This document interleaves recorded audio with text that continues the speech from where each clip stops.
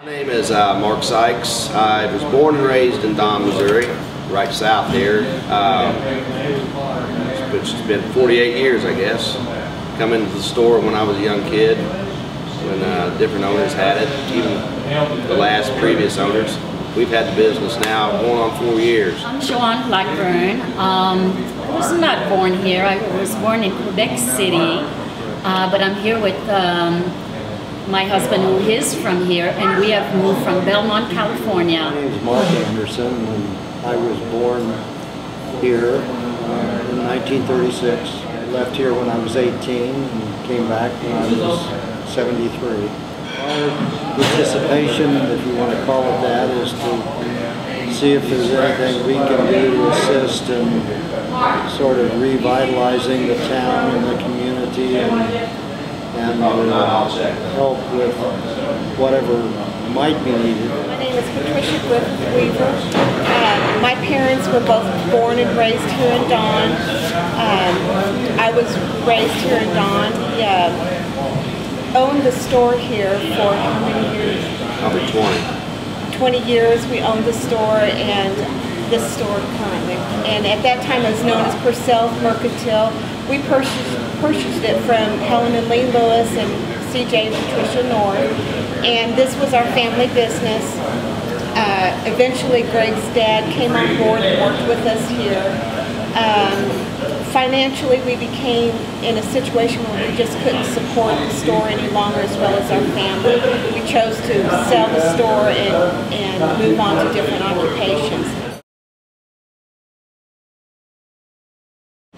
My hopes and goals is to continue to operate the business here. As you can see, people love to come in here and just, hang out, drink coffee, eat breakfast, and it goes on through the day, lunch. But right now, the financial status is, tough to keep that going at this point. But I'd hope to see it just continue on as it is. Really,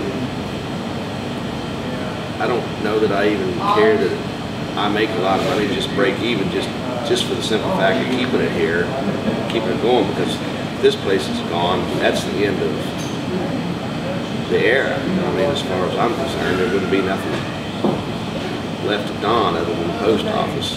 The store is definitely the core of the community. Without it, it's really nothing here.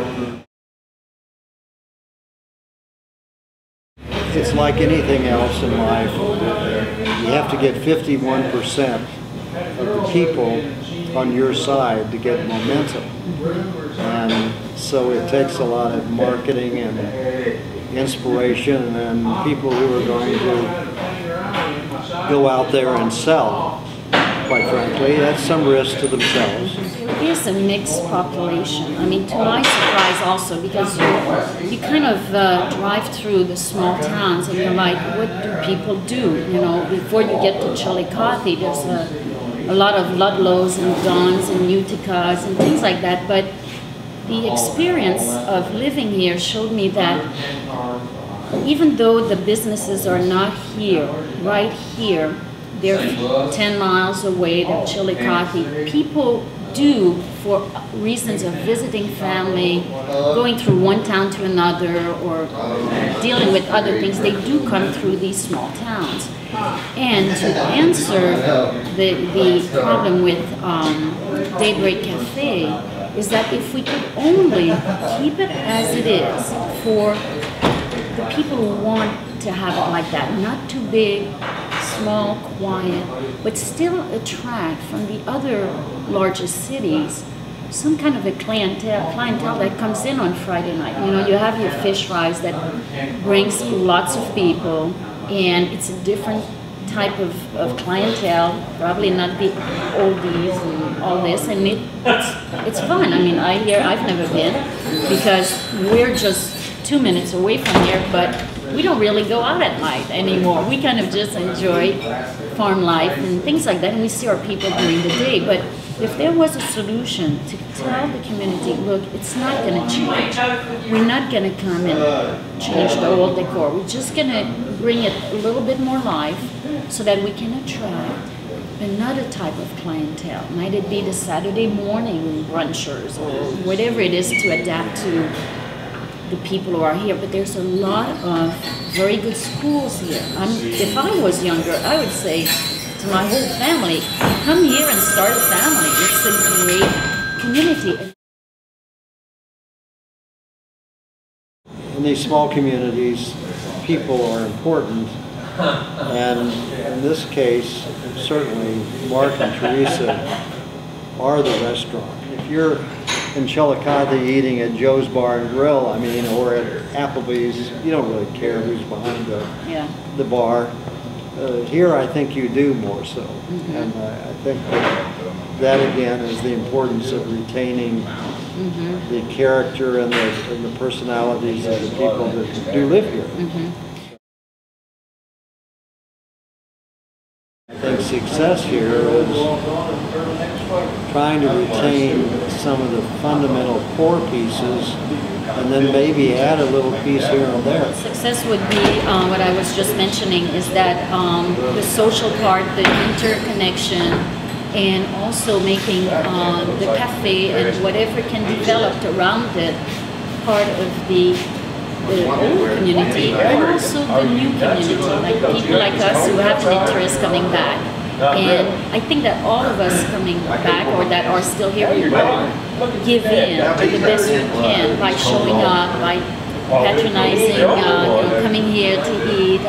We're here maybe, Mark is here at least 3-4 times a week, so, and just to keep it alive. Success for my husband and I would have to say that our goal was to raise our children in this small town of Dawn. We have done that. We wanted to instill in them the value of a small town, knowing who your neighbor is. Reach out and help your neighbors in any way you can. Share what you have. And it was kind of interesting. My son is out of state right now working and living, and he was home 2 weekends ago for a wedding.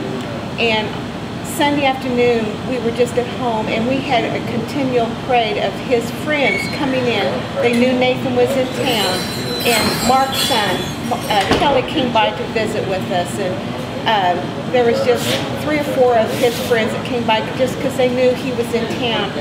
And I told Greg, I said, that makes me feel good, because that's just part of small town.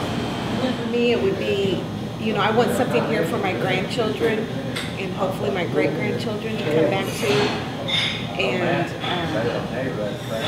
I want something here for them. There's great opportunity here if it's seized upon by the proper person. Success don't always mean money. Success with living a good life, raising your family in a nice area, which is this. To me, that's about as successful as you can get.